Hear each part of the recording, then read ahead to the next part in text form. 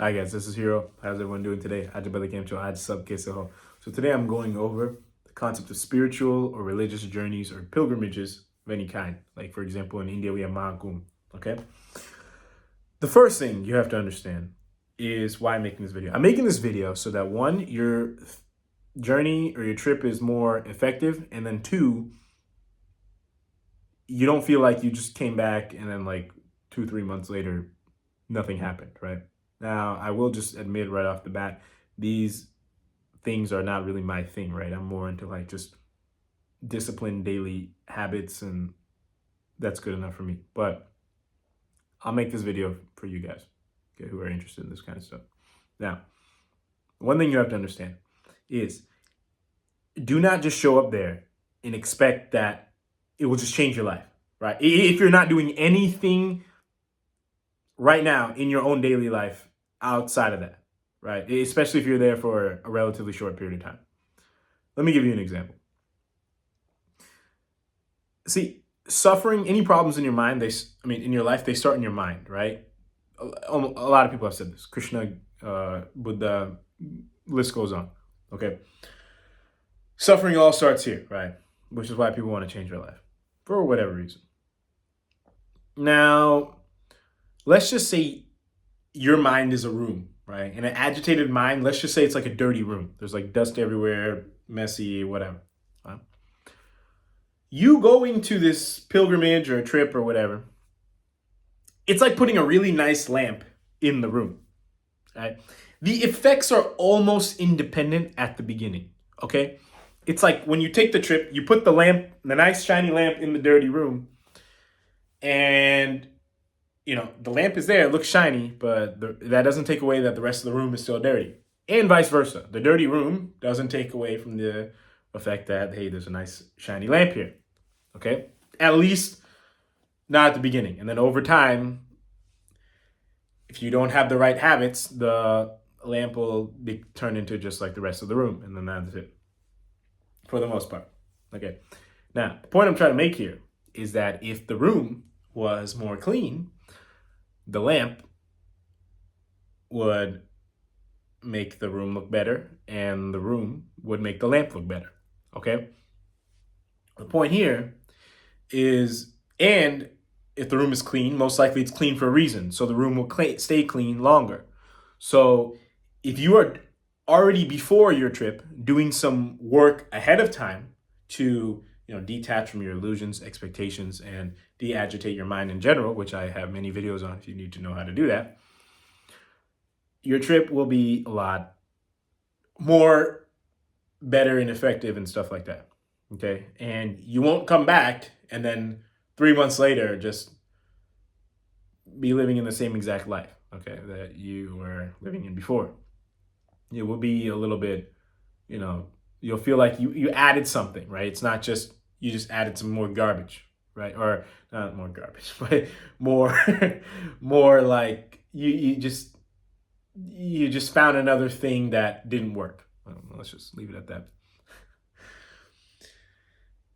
And this is not to disrespect, any trip or tradition or anything like that, right? It's just a lot of modern people look at this as like almost like some glorified vacation. Like it's a vacation that's also gonna, I don't know, turn around your whole life, which is not necessarily true, especially if you're going for a short amount of time, right? If you're going for like 6, 12 months or something, okay, that's a different story. That's literally changing your life. That's a big portion of your life. But you still have to understand a couple of things.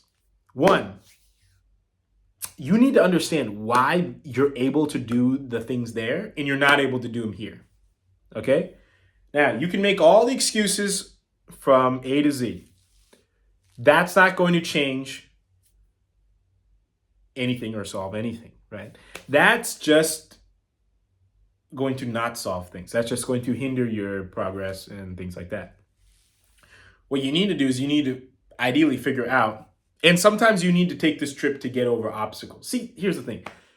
Your daily habits will make or break you. I mean, not make or break you, but they're like the driving progress force in life, right? It's like you're just going up like a really long mountain.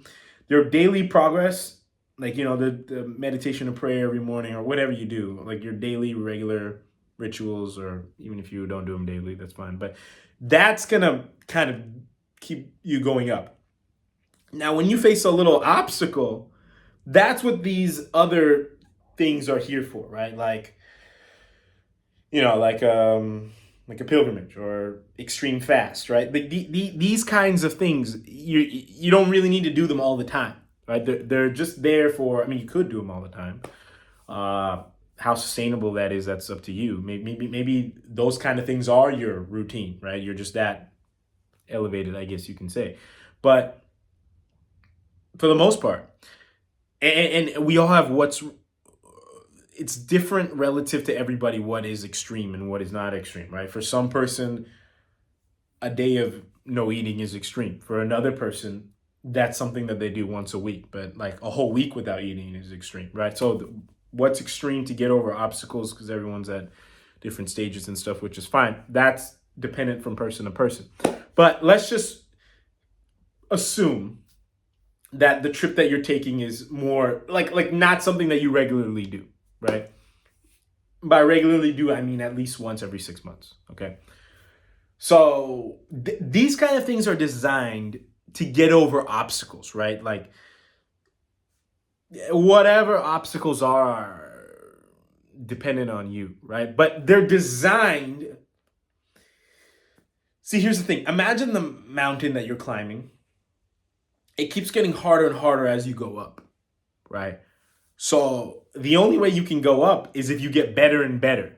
So it's not just about the trip, the whole 2-3 week experience, and you feel good. That's not everything, right?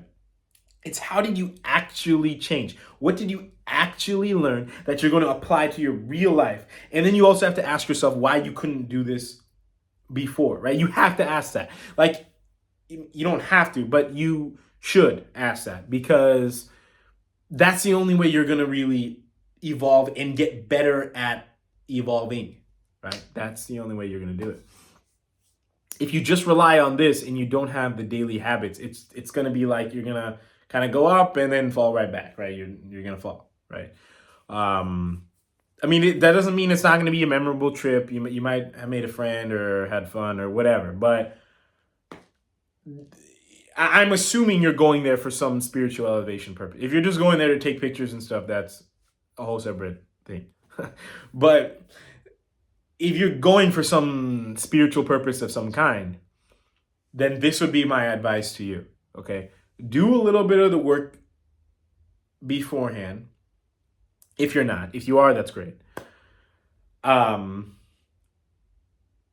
the more you do, even if you do work, try to do a little bit more, because the more you do, you're already at a better stage to really hit the jackpot, I guess, when you get there, right? To really uncover some deep things in your mind and stuff that you didn't know was there before, right? Now, there are certain spiritual pilgrimages that, have to do with like cleansing your karmas and things like that. Okay. My stance on this is the actual act of going directly, in my opinion, is not so much the purpose as the indirect benefits you receive when going there. Okay? Now, the whole thing of this video was your indirect benefits will be higher if you're better prepared before and you start, doing, spiritual religious things, thinking about God and consciousness and things before you go. Your indirect benefits will be higher, right? Most people just focus. I'm not going to say most people. Some people over focus. That means, over focus on just the direct act of going there. And while that is a very good thing, you should focus more on the indirect benefits, and you should focus more on how you can maximize your indirect benefits, which is trying to implement that in your daily life, because that's really what's going to matter. That's really what's going to fix your mind. If your mind is agitated, going there for 2 weeks is not going to unagitate your mind. I promise.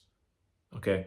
I don't care if there's some kind of substances you're consuming, like whatever the craziest thing you could think of, when you come back in 2 months, your mind is going to be pretty much in the same place. Okay. Now, could that kind of get the ball rolling? Maybe, but I wouldn't count on it. Okay, because